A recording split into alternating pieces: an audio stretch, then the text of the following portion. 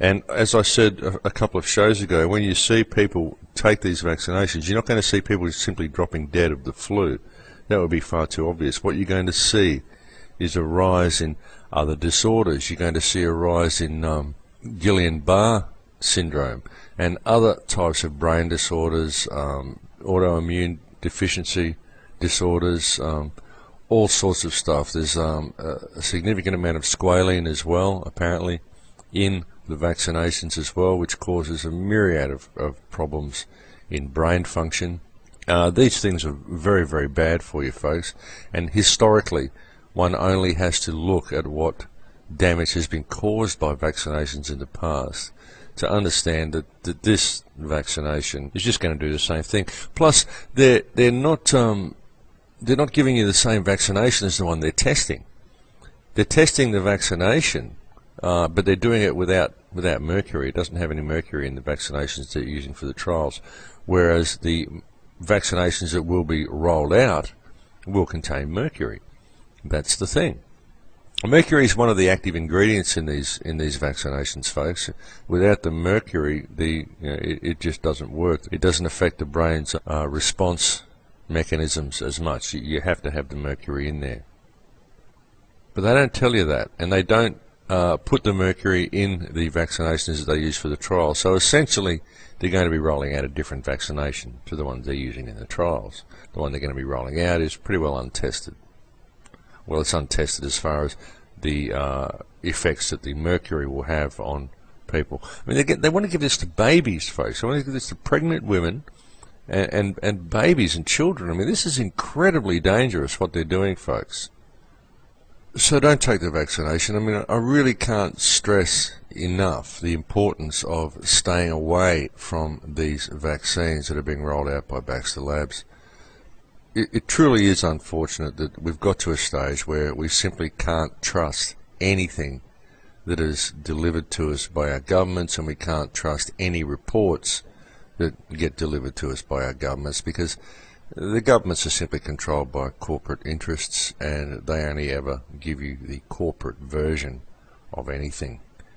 It truly is unfortunate that this is what our societies have become, but that is what they've become, folks. So what's needed is personal discernment in these matters, and the best way to have any real discernment of what to do is to keep yourself informed of the facts, and the best way to do that is to research for yourself.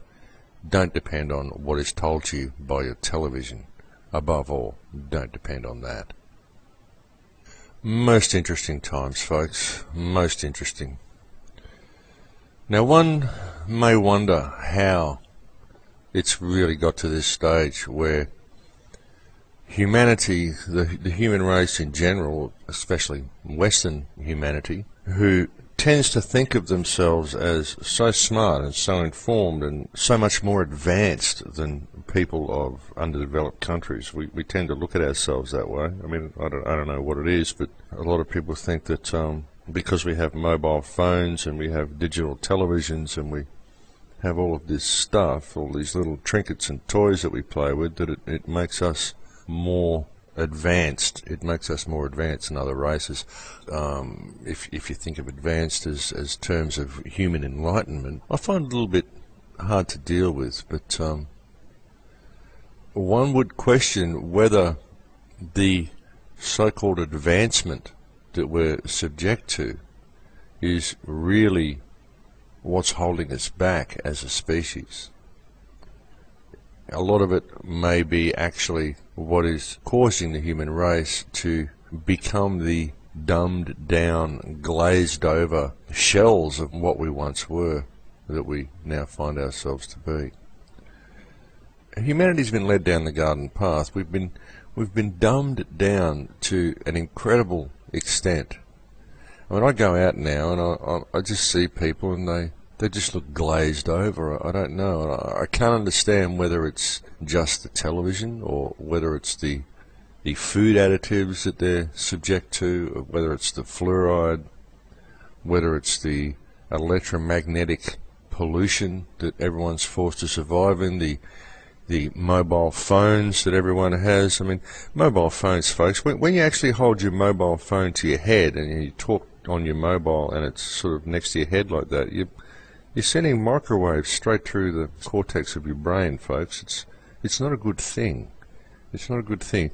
I would recommend that you all get those hand-free sets that you can plug into the bottom of your phone, have a little wire running up, and you've got a little earpiece in there, and you've got a little microphone to talk to.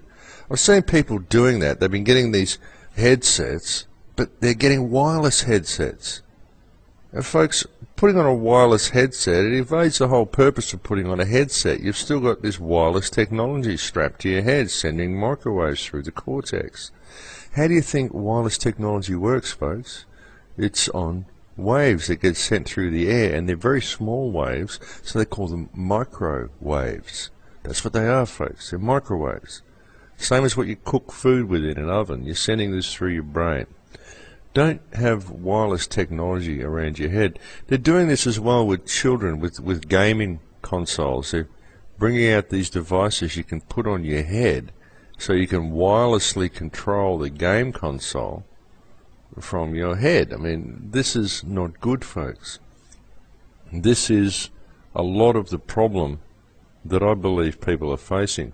And there's a certain amount of this that also goes with digital televisions. There's a reason, folks, that they're rolling out digital televisions, and not only that, they're forcing people to have digital televisions in their home. If you want to have TV, you have to have a digital one, because the analog system will be closed down soon. So your old analog TV won't even pick up any stations because it's all going digital.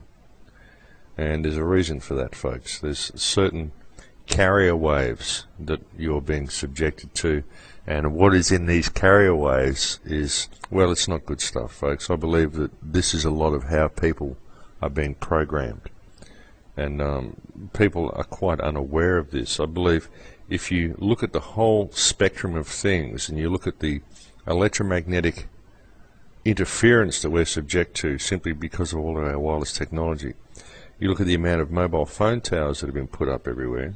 Well, these aren't just for mobile phones, folks.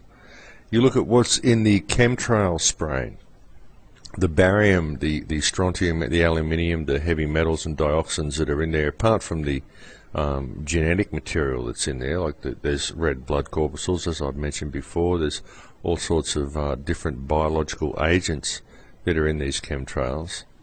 But the metals that are in there, they seem to create a type of electromagnetic flux in the atmosphere that make it a lot easier for carrier waves, that make it a lot easier for things like HAARP to do the damage that it does.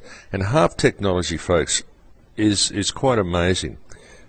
There's a lot of research on what these HAARP things can do, these HAARP bases. These are basically weapons, folks, these HAARP devices. They say they're just there for atmospheric testing, but no, it doesn't make sense at all. There's a lot more going on than atmospheric testing with these HAARP devices.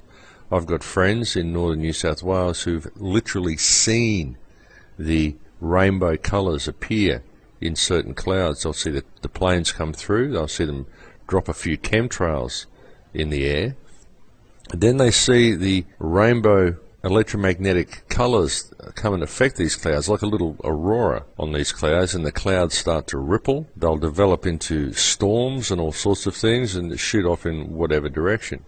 I mean, these people have literally seen these things being created, folks. They do amazing stuff with this HAARP technology. There's a lot more to it than just weather experiments. And there's a lot more to it than manipulating weather as well. I mean, there's all sorts of electromagnetic actions that they can take with these HAARP devices.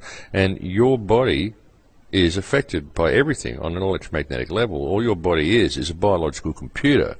Every feeling, every impulse, every action, every thought, everything that you do, everything that happens in your body happens through electromagnetism. That's how the signals go around your body.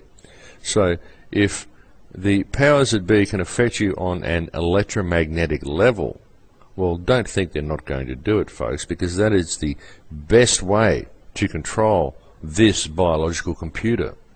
Well, the best way would be to put a chip in everybody. Then they can affect you on a physical level as well by having a transceiver in your body that picks up electromagnetic signals and puts whatever thoughts they want in there. They can do all this through HARP. They can do it through wireless technology. If they can get a chip in your body as well, well, then it's going to be game, set, and match, folks. You're not even going to know if the thoughts that you're having are your own.